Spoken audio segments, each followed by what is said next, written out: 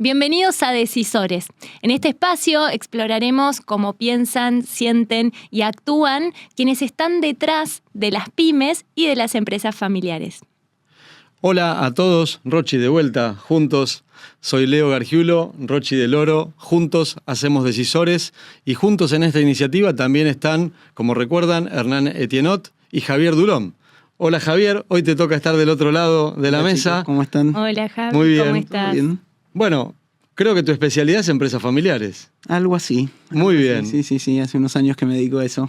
¿Nos podés contar tu experiencia un poco en lo que es empresas familiares, el recorrido que venís haciendo en la universidad? Pero cómo no.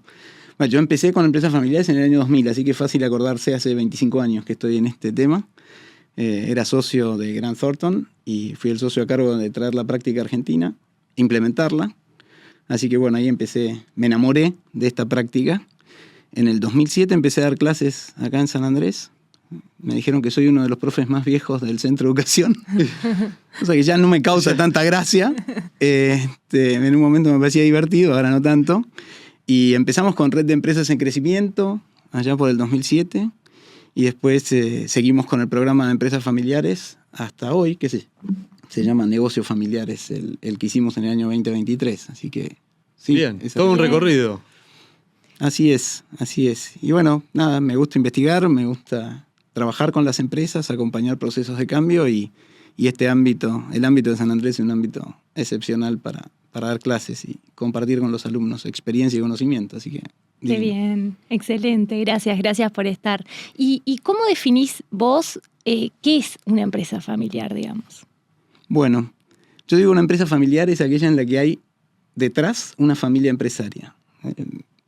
Mi frase es, no existe empresa familiar sin familia empresaria. Y defino a la familia empresaria como una familia con una sólida cultura emprendedora, conscientes del desafío que implica ser empresarios y responsables por el legado que van a recibir. Así que así es como defino empresa familiar. Bien. Después hay muchas definiciones, ¿no? Aquella que es influida por la familia en su proceso de toma de decisiones, por vínculos de parentesco, derechos de propiedad o porque trabajan dentro de la organización. Pero a mí me gusta hablar de familia empresaria y definir qué es una familia empresaria. Porque a veces hablamos del mismo modo de la familia empresaria que de la empresa familiar y no son la misma cosa, ¿no? Así que así la distingo y así la defino. Ahora, cuando te toca trabajar en todos estos años con empresa familiar, no sé si lo que pienso es tal cual, pero me da la sensación de que se repiten muchas problemáticas, digamos, que cambia el nombre, pero las problemáticas probablemente de fondo se pueden categorizar de una misma manera. En ese sentido, digamos, primero si coincidís y segundo, ¿qué tipo de problemáticas habituales existen en una empresa familiar desde tu óptica? Sí, a ver, coincido en que hay algunas que se repiten, por supuesto que siempre tienen matices, porque las personas somos todas distintas, entonces, digamos, hay dinámicas, diría, que están ahí repitiéndose. Yo las segmento de tres formas, ¿no? Digo, por un lado está el tema de la delegación, digamos, crecemos y cómo hacemos para delegar. Nosotros llamamos delegabilidad, desarrollar la capacidad de delegar la operación y el proceso de toma de decisiones después, ¿no? Dificilísimo. Dificilísimo. La delegabilidad es todo un tema y dentro de delegabilidad entran cantidad de cuestiones. La integración generacional es el segundo punto importante, clave. Yo hace 8 años que estoy investigando el tema de integración generacional y enfocándonos mucho en la convivencia generacional más que en el traspaso. Creo que sostengo que hay un paradigma que es el paradigma del traspaso generacional, que así como lo conocíamos, está evolucionando y va a cambiar radicalmente porque vivimos más y mejor, así que probablemente tengamos que convivir intergeneracionalmente con todos los desafíos que eso implica, ¿no? Y por último, el conflicto. El conflicto que en realidad tiene que ver con aprender a conversar, más que el conflicto en sí mismo, ¿no? Uno llega, siempre dice, las empresas familiares son conflictivas. Siempre me emboló muchísimo cuando preguntaba a propósito si consideraban que las empresas familiares en jornadas, en congresos, acá, en la Facu, y todos levantaban la mano diciendo que sí, que eran conflictivas, ¿no? Y, digamos, yo he conocido empresas que no eran familiares que también son conflictivas. No es algo inherente a la empresa familiar el conflicto, pero sin embargo tiene esa fama. Y seguro que tiene que ver con que, digamos, se combinan ahí dos sistemas, el sistema familia y el sistema empresa, que tienen valores y modelos de funcionamiento diferentes. Pero en la medida en que uno aprenda a conversar, esas diferencias se pueden zanjar, ¿no? Entonces creo que el punto pasa por ahí, por aprender a convivir. Y nos ha pasado en este proyecto de investigación que haciendo un focus group alguien dijera, che, ustedes hablan de intergeneracional, pero a mí esto me hace falta con mis hermanos. Claro. ¿No? Es intrageneracional también. Y si vas a una empresa te dicen esto nos pasa a nosotros también y no somos miembros de una familia. Entonces, bueno, claramente el conflicto es un tema y aprender a gestionar las tensiones antes de que sean conflicto para mí es la forma de... Lo que me decís me sirve hasta para casa, te digo. Por supuesto. El tema de comunicación. Sí. El tema de comunicación es el gran tema, digo, que nos atraviesa. Pero ahora, como una empresa, digo, teniendo estas problemáticas, y por ahí estaría bueno ir entrando en alguna, pero ¿cómo las empresas aprenden a dialogar? Porque tengo que tener la voluntad. Vos me decís, voy con vos y quiero dialogar, quiero ir.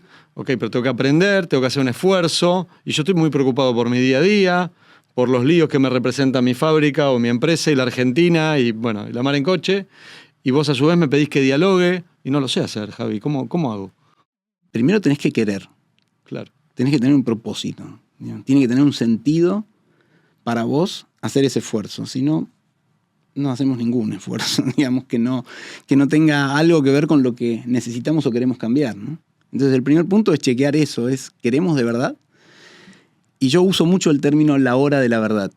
Porque muchas veces declaramos que queremos y cuando llega el momento, capaz que no estamos tan dispuestos a poner lo que hay que poner para que eso ocurra, ¿no? Entonces, creo que tiene que estar esa necesidad en primer lugar. Y después viene un proceso que es un proceso de trabajo personal. Digamos, nosotros estamos distinguiendo como 3 etapas muy claras, ¿no? Una que es el reconocimiento, es reconocernos mutuamente, pensando en intergeneracional, ¿no? Después, acuérdense que esto aplica a todos los ámbitos. Pero el primer punto es el reconocimiento. Pero el reconocimiento, no sé si vieron Avatar. ¿Vieron Avatar? Sí. ¿Vieron cuando dice te veo? Sí. Sí. Y que ese te veo es sé quién sos, Sí. ¿no? Sí. Bueno, es ese reconocimiento, el reconocimiento que realmente el otro lo siente porque le estás hablando de él, no de lo que vos querés ver en él, sino ese ver a esa o a ese otro. Ese es como el primer paso, ¿no? Poder reconocernos mutuamente. Esto abre puertas, abre ventanas, abre canales, abre de todo, digamos, abre. El segundo gran paso es el ego. El manejo del ego. Y vieron que el ego tiene muy mala prensa. En realidad yo digo ego acá y todos probablemente estén pensando, el ego. Y en realidad si no tenemos ego no existimos. Digamos, el ego es lo que hace que nosotros seamos lo que somos, quiénes somos, ¿no? Entonces hay un lado positivo del ego y hay un lado negativo del ego. A veces cuando no hay reconocimiento necesitamos sobredimensionar el ego, justamente porque nadie nos reconoce, entonces tenemos que hacer de cuenta que somos más de lo que efectivamente somos. Bien, el ego ahí, ¿no? Como segunda instancia de poder ver ese ego como lo que necesito para constituirme como persona y a la vez como aquello que no se me tiene que escapar porque me va a impedir poder establecer un buen vínculo con otros. Y por último, si están dadas estas 2 condiciones, puedes llegar a un diálogo. Y al diálogo como un proceso de transformación mutua, ¿no? Cuando entramos en un proceso, Pili Padilla, que es una especialista nuestra, es una psicóloga dedicada al tema de diálogo, dice que cuando vos entrás a un proceso dialogal, así lo llama, yo no lo había escuchado nunca, cuando vos entrás a un proceso, nunca salís igual. Claro. Y si vos sentís que saliste igual de una conversación, es porque no conversaste, no dialogaste. En realidad diste tu punto de vista, el otro dio su punto de vista y bueno, salimos los dos iguales. Ahora, este proceso que obviamente es un proceso madurativo, me imagino, y un proceso que va evolucionando en el tiempo, imagino que requiere espacios específicos en la empresa para dialogar o para generarlos. ¿Cómo se trabaja habitualmente eso? Digamos, ¿de qué se generan espacios para ese diálogo? Primero unitarios, después grupales. ¿Cómo?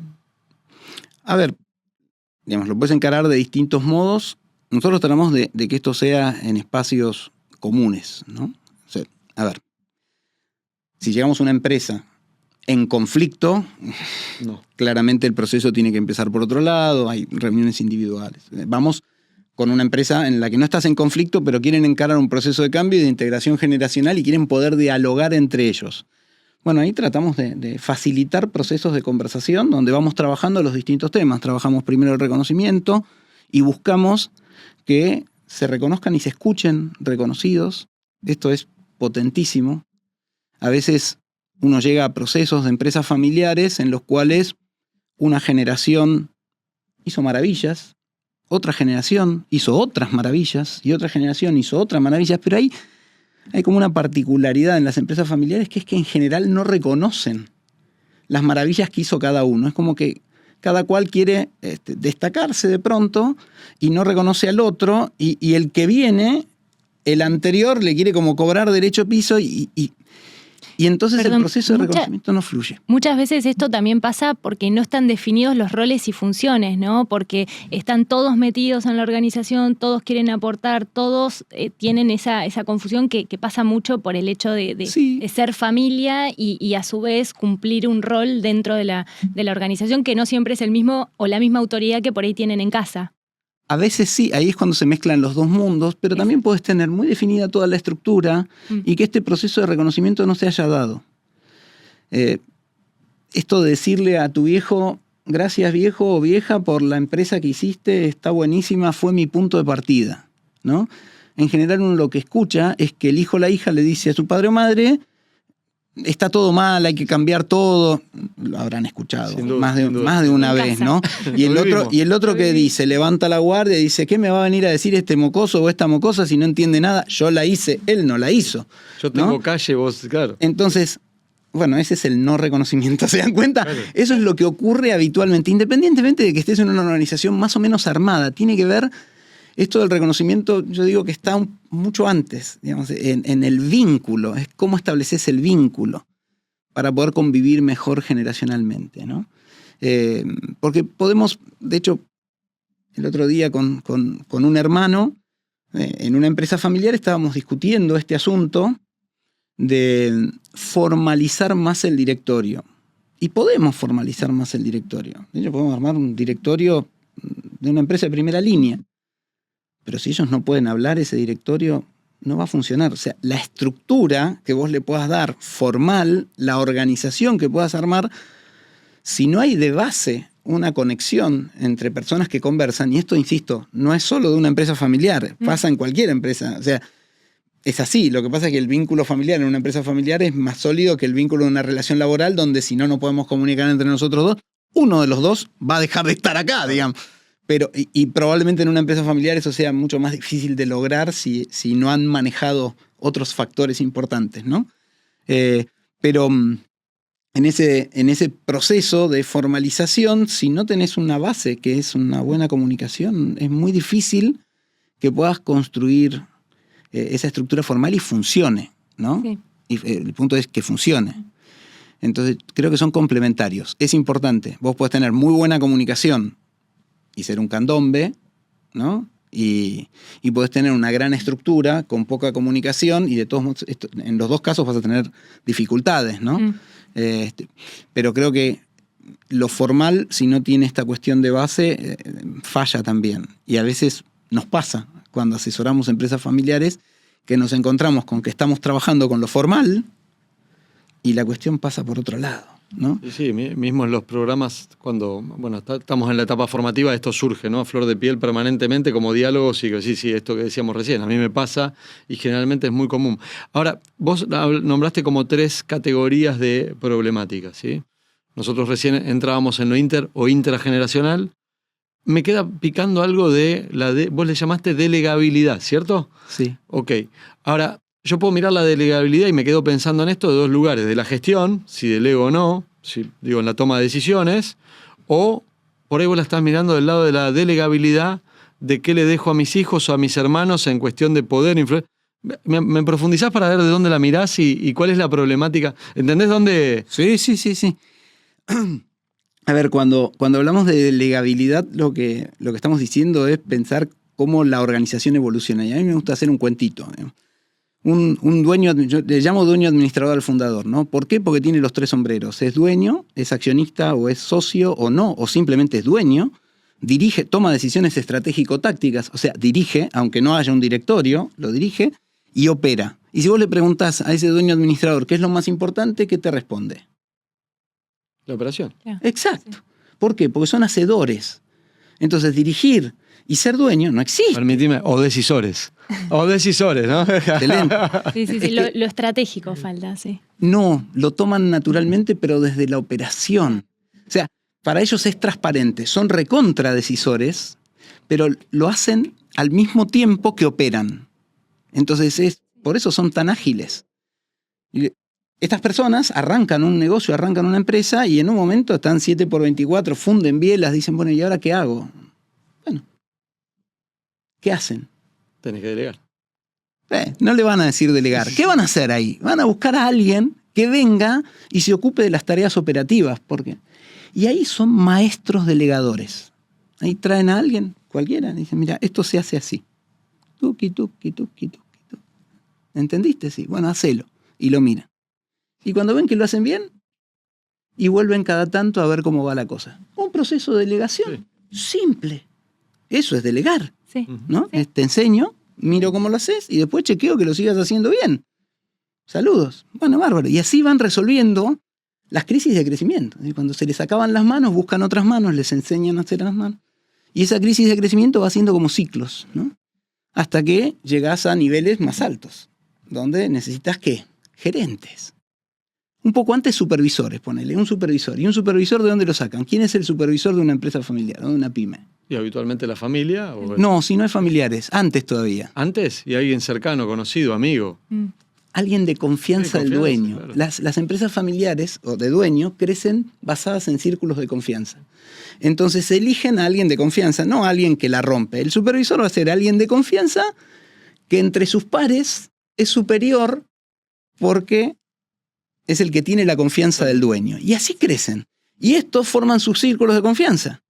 Y yo he conocido empresas con miles de empleados basadas en círculos de confianza y con un dueño dando vuelta. Digamos, esto no implica que se van a quedar chiquitos. Digamos, no es que una empresa va a ser chiquita porque está basada en círculos de confianza. Lo que asumen es más riesgo, ¿no? Porque si alguien saca los pies del plato, bueno, no tengo un sistema de control. Pero son muy ágiles tomando decisiones, tienen culturas interesantes, ¿no? Entonces, crecen basadas en círculos de confianza. Bárbaro. Cuando, podés ir creciendo con supervisores, ¿no? Hasta que ya necesitas un gerente. Gerente. Y ahí viene el punto, ¿no? Porque ¿qué haces? Al mejor vendedor lo transformás en gerente de ventas. ¿No? Este cuentito lo conté 100 veces, los que estén escuchando esto van a decir, uy, mirá, otra vez lo mismo. Entonces, transformás al mejor vendedor en un mal gerente comercial. ¿Y ahí qué hace el dueño? Porque este gerente comercial es su persona de confianza. ¿Lo echa? ¿No? ¿Qué hace? Lo corre y pone otra así. Lo cubre. No. Sigue haciendo él el laburo. Ahí es donde las curvas de crecimiento de las empresas se amesetan. Sí, y la ineficiencia empieza a aflorar y los costos empiezan a... ¿Por qué? Porque no va a echar a su persona de confianza. Fíjense que todavía no hablamos de familiares. Estamos Claro. hablando de vínculos muy fuertes en empresas de dueño en la que todavía no entraron los hijos. Entonces, esto ya empieza a pasar mucho antes. Por eso yo digo que toda empresa administrada por sus dueños es una empresa familiar en potencia y la dinámica es muy parecida. Sí. Es muy parecida cuando se establecen esos vínculos de confianza que son los que les permiten crecer. Entonces, bueno, claro, ahí empezamos, ahí nos amesetamos y el proceso de delegación se cortó porque vos venías bárbaro, delegando al principio tareas, después supervisión, control, y ahora estás llegando al punto donde lo que tenés que delegar son decisiones y necesitas gente que esté preparada para hacerlo. Ojo. Hay personas que crecen basadas en círculos de confianza y eligen a alguien que puede cumplir ese rol y les va bárbaro. Porque siempre hablamos de lo que les va mal, digamos. Y en realidad hay cantidad de empresas que siguen su proceso de desarrollo basados en círculo de confianza. Cuando dije empresas de miles de empleados es que superaron estas instancias y hoy tenés tipos que son del círculo de confianza de los dueños y que están preparados para llevar adelante la función que tienen, que son buenos gerentes comerciales, digamos, ¿no? Ya que veníamos con esa línea. Y después, una vez que superaste esa crisis, que todavía es crisis de crecimiento, viene la crisis de control que tiene que ver con el directorio, ¿no? Si lograste superar esto y tenés una escala suficiente, es cómo delegás las decisiones estratégico-tácticas, ¿no? O cómo compartís, porque el directorio en definitiva es un órgano colegiado donde todos somos corresponsables. Entonces, ¿cómo compartís esas decisiones con otros cuando siempre el único decisor fuiste vos? Ahí tienen una ventaja los que arrancan con socios o arrancan con hermanos, ¿no? Porque no hubo un único decisor. Y en general uno ve que la dinámica de esas organizaciones en la toma de decisiones en el directorio es más fluida, porque están acostumbrados a compartir la decisión con otro. Cuando es un solo dueño, una sola dueña fundadora, la cosa es más complicada. Ahora, me dejaste pensando con esto de los hermanos, aunque también hay veces que el hermano toma un rol por encima de otro, digamos, nivel familiar que fuera, y por ahí termina tomando la decisión solo, pero vos decís que igual lo integra. O sea, al tener la lógica de que tenemos... Porque ahí yo creo que hay un tema de poder también, ¿no? Es decir, a ver, en mi cabeza iba pensando, yo digo, soy el único, el dueño, el fundador, digo, después mi familia la conformo, pero quien tiene el poder sobre la organización soy yo que la creé. Ahora, cuando mi hijo toma, si bien tiene el poder porque se lo confiero y es el sucesor y lo elegimos y demás, de todas maneras no tiene el mismo poder que tengo yo porque soy el fundador, tengo todavía la cucaracha. Entonces digo, ahí el juego de poder también es un factor interesante, ¿no? Sí. Y en eso... Sí, totalmente. A ver, la estructura de poder es un enorme desafío. Y yo en general la veo más en la propiedad, pero es cierto que también la tenés en la conducción. Y eso tiene que ver con la convivencia, tiene que ver con cuántas ganas tenés de que tu empresa continúe bajo la dirección de tus hijos, ¿no? Y después vienen las horas de la verdad, porque yo te puedo decir, yo quiero que la empresa continúe bajo la dirección de mis hijos. Y entonces el día que le tenés que delegar ciertas decisiones y no lo haces, bueno, ahí se genera frustración. Y si lo haces, se apalanca ese proceso y vuela. Y vuela. O sea, cuando vos fijás pautas y decís, sí, yo quiero que esto pase, y lo haces. Yo tengo un artículo que habla de Don Héctor. Don Héctor es un alumno de esta casa y que me dejó escribir el caso. Y él anticipadamente dijo, yo me voy a retirar, ¿no? Dijo, me retiro, dejo de ser el gerente general de esta empresa, va a ser mi hijo, porque entiendo que me tengo que ir después de un proceso. Bueno, me tengo que ir. Entonces, se va, llega a la casa y no tiene nada para hacer. No había pensado qué iba a hacer el día después de irse. Bueno, su señora se voló de tenerlo en casa y lo mandó de vuelta a la empresa. Y claro, entonces estaba en la empresa y bueno, iba generando, sin querer, iba generando ruidos. Hasta que un día el hijo dijo, mira, viejo, o te quedás o te vas. Y ahí lo conocí yo a Héctor. No me quieren en ningún lado, decía, ni en casa ni en la empresa. Y empezamos un proceso de conversaciones donde todo era hobby para Héctor. A Héctor lo que le gustaba era emprender. Sí. Y entonces le digo, ¿y por qué no emprendés? Me mira y me dice, tenés razón. Después había que pararlo a Héctor. Sí. Pero ahí pudo ocurrir ese proceso. Él tenía muy claro que quería que la empresa continuara y estaba dispuesto a poner lo que hubiera que poner para hacerlo. Y aprovechando que estamos en un ámbito educativo, ¿no? ¿Qué rol juega la profesionalización, ¿no? ¿Cómo yo hago para que la empresa eventualmente crezca, ¿no? Sin perder la identidad, sin perder esa cultura fuerte que ya tiene arraigada muchas veces de años? Lo que pasa es que en general la cultura son los dueños o las dueñas en una empresa. Sí. Son los representantes de la cultura. Ahí está el decálogo de valores, ahí está la misión y la visión, y todo es en cómo lo hacen, ¿no? Entonces es un proceso importante de cambio. Primero, nosotros en general cuando trabajamos la integración lo que decimos es, está bueno revisar esto de explicitar los valores y revisar los valores, porque tal vez la nueva generación tiene otros y es fundamental que estén de acuerdo, porque si no van a empezar a crujir. Muchas veces uno ve que lo que hay en el fondo de los conflictos intergeneracionales cuando se integran a trabajar juntos es que están practicando escalas de valores diferentes. O sea, toman decisiones basados en escalas de valores diferentes. Porque no están formalizados en realidad. No, es que el dueño o la dueña operan en transparencia. Sí. Ellos los tienen internalizados, hacen lo que tienen que hacer. A veces lo formalizan y lo que formalizan es lo que son sus valores. Y ellos lo siguen practicando. Ahora, cuando vienen otros, ¿no?, a los que les atribuís cierto poder, porque por ser miembros de la familia les atribuís cierto poder, que a su vez están buscando diferenciarse, ¿no? Porque se acuerdan que hablábamos del segundo paso, que era el ego. Y hay una parte esencial en ese ser persona que es diferenciarte del otro. Entonces ahí se combinan, fíjense cómo se van combinando todas las cuestiones, ¿no? Y entonces es piola ahí poder abrir espacios de conversación y definir cuál es la escala de valores comunes, ¿no? Conversar sobre valores que son guías para la toma de decisiones, en definitiva. Ahora, hay un tema que no surgió en la charla y me gustaría tener tu mirada desde el punto de vista de la empresa familiar, que es el manejo del dinero.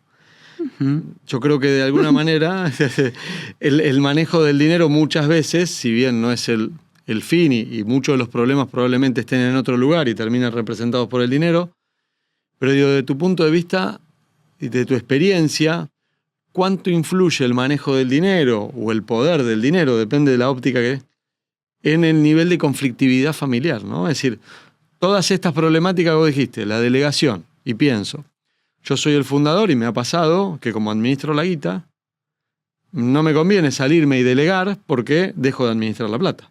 Es el último proceso que delega un dueño.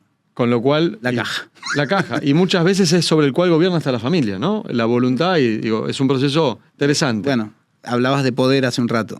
Bueno, tendría ejemplos para dar, pero es como interesante eso. Por otro lado, digo, la mezcla que a veces me hago de si hay un excedente o no, económico, financiero, si invierto en la empresa, si saco para irme de viaje. Bueno, ¿cómo lo ves eso? Bueno, lo primero que hay que hacer es diferenciar las fuentes del dinero, ¿no? Es decir, ¿qué es lo que hace que alguien cobre un sueldo? Y la ley de contrato de trabajo dice que es poner tiempo a disposición del empleador. O sea que es una cuestión de tiempo. Para determinado puesto y jerarquía, eso vale tanto, ¿no? Bueno, ahí ya tenés un temón. Ahí ya tenés un temón. Porque es decir, che, administremos profesionalmente, no sé si te respondí lo de la profesionalización, pero administremos profesionalmente las compensaciones. ¿Qué quiere decir esto? Que cada uno cobre lo que corresponde que cobre, ni más ni menos. Digo, ser un empleado familiar es ser el mejor empleado, bárbaro. El mejor empleado cobra lo que corresponde también, ni más ni menos, ¿no? Entonces ahí ya tenés una primera cuestión. La otra es el honorario. A un dueño administrador le hablas de un honorario y te mira con cara de ¿y por qué voy a pagar un honorario? ¿No? ¿Cuál es la causa del honorario? La responsabilidad que asumo por dirigir la empresa, que es una responsabilidad personal. Soy solidariamente responsable, ¿no? Entonces es una responsabilidad personal y cobro por eso. ¿Y el dividendo? ¿Y el dividendo por qué lo cobras? Te lo reparto a mi voluntad, ¿no? El dividendo lo cobras por la inversión. Sí. O sea, es la renta de la inversión, ¿no? O sea, todas esas fuentes son de distinta calidad, digamos, ¿no? E implican distintas compensaciones. Esto para un dueño administrador se llama retiro. Y es todo y no es nada. El retiro es un gran problema, porque no tiene dimensión. No sabes por qué lo pagas, no sabes si es sueldo, no sabes si es honorario, no sabes si es la renta de la empresa. Entonces ahí tenés, en parte del proceso de profesionalización es poder diferenciar estos conceptos, ¿no? Es decir, bueno, ¿cómo gestiono las compensaciones? Y pago lo que corresponde. ¿Y cómo gestiono la compensación del directorio? Y pago lo que corresponde. Y el dividendo estará acorde a los resultados que la empresa es capaz de generar, ¿no?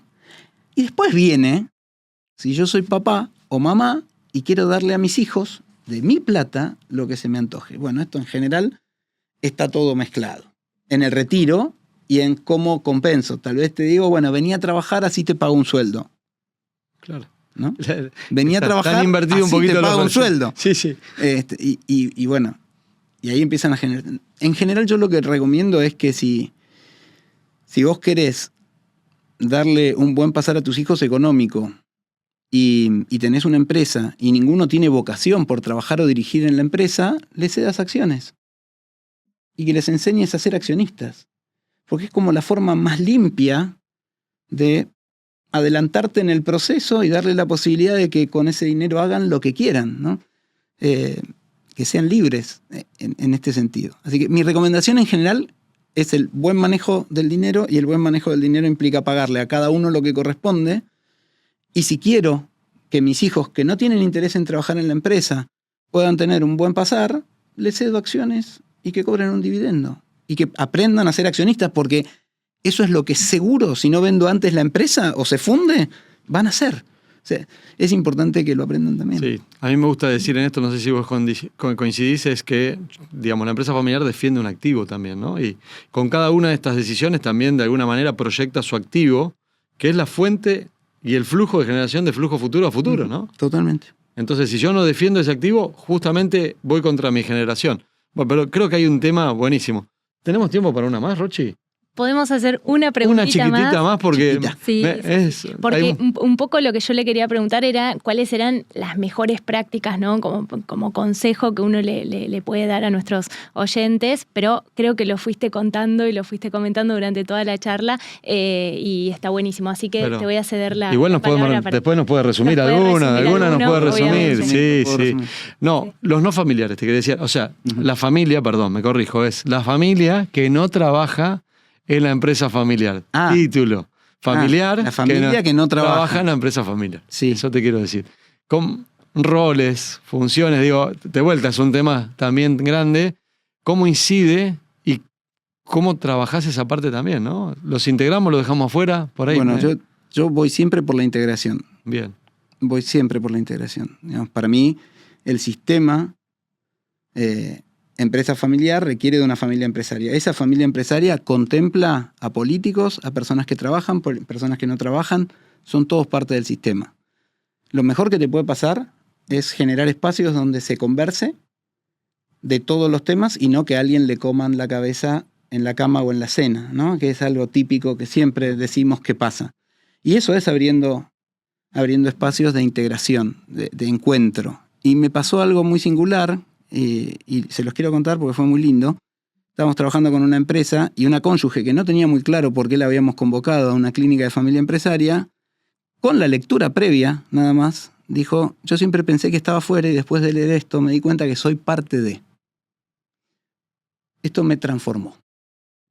Transformó mi mirada de todo lo que pasa en este lugar.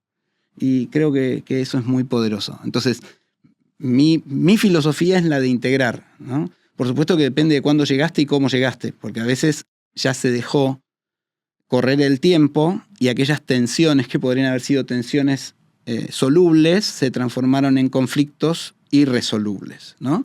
Entonces, el conflicto hace esta escaladita. Si cuando vos entraste a un proceso están al final de la escalera...